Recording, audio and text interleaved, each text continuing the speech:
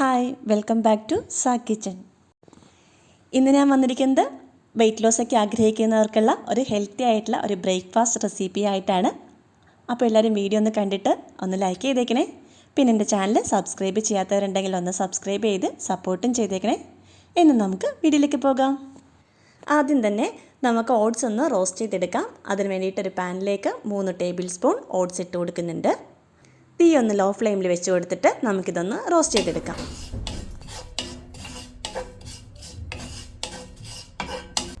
ഇതായിട്ടുണ്ട്. നമുക്കിതൊരു പാത്രത്തിലേക്ക് മാറ്റിക്കൊടുക്കാം.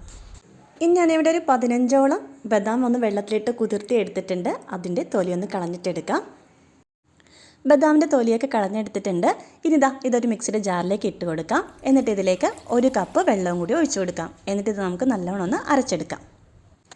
ഇനി ഒരു പാത്രത്തിലേക്ക് നമ്മൾ നേരത്തെ വറുത്ത് വെച്ചിരിക്കുന്ന ഓട്സ് ഇട്ട് കൊടുക്കാം. ഇനി ഇതിലേക്ക് ചേർത്ത് കൊടുക്കുന്നത് ചിയ സീഡ്സ് ആണ്. ഞാനിപ്പോൾ ഇതിലേക്ക് 1.5 ടേബിൾ സ്പൂൺ ചിയ സീഡ്സ് ചേർത്ത് കൊടുക്കുന്നുണ്ട്. വൈറ്റമിൻസും പ്രോട്ടീൻസും ഫൈബേഴ്സും ഒമേഗ 3 ഫാറ്റി ആസിഡ്സും omega-6 ഒക്കെ ഒരുപാട് അടങ്ങിയിട്ടുള്ള ഒന്നാണ് ഈ ചിയ സീഡ്സ് എന്ന് പറയുന്നത്. ഇതിൽ ഫൈബേഴ്സ് അടങ്ങിയിട്ടുള്ളതുകൊണ്ടിട്ട് ഇത് കഴിക്കുമ്പോഴത്തേക്കും വയറ് കുറേ നേരത്തേക്ക് ഫില്ലിംഗ് ആയിട്ട് നമുക്ക് ഫീൽ ചെയ്യും. അപ്പോൾ പെട്ടെന്നൊന്നും നമുക്ക് വിശപ്പ് തോന്നത്തില്ല. ഇനി ഇതിലേക്ക് 3 ഈന്തപ്പഴം ചേർത്ത് കൊടുക്കുന്നുണ്ട്. ഇനി ഇതിലേക്ക് നമ്മുടെ മെറ്റബോളിസം ഒന്ന് ബൂസ്റ്റ് ചെയ്യാൻ വേണ്ടിയിട്ടും ഒരു ഫ്ലേവറിന് വേണ്ടിയിട്ട് ഒരു 1/4 ടീസ്പൂൺ സിനമൺ പൗഡർ ചേർത്ത് കൊടുക്കുന്നുണ്ട്.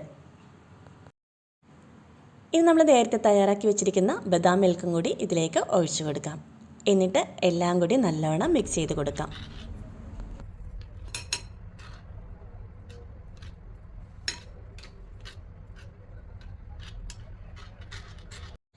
ഇതടച്ച് വെച്ചിട്ട് നമുക്ക് ഓവർനൈറ്റ് ഫ്രിഡ്ജിൽ വെക്കാം. ഓട്സും ചിയ സീഡ്സൊക്കെ ഇപ്പോൾ നല്ലോണം കുതിർന്ന് വന്നിട്ടുണ്ട്.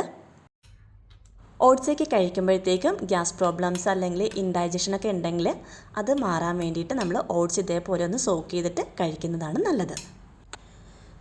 ഇനി ഇതിലേക്ക് കുറച്ച് ഫ്രൂട്ട്സും കൂടി ഇട്ട് കൊടുക്കാം. ഫ്രൂട്ട്സും കൂടി ഇട്ട് സെറ്റ് ചെയ്യാൻ വേണ്ടിയിട്ടുള്ള എളുപ്പത്തിന് ഞാൻ ഇതൊരു വേറൊരു പാത്രത്തിലേക്ക് മാറ്റി കൊടുക്കുന്നുണ്ട്.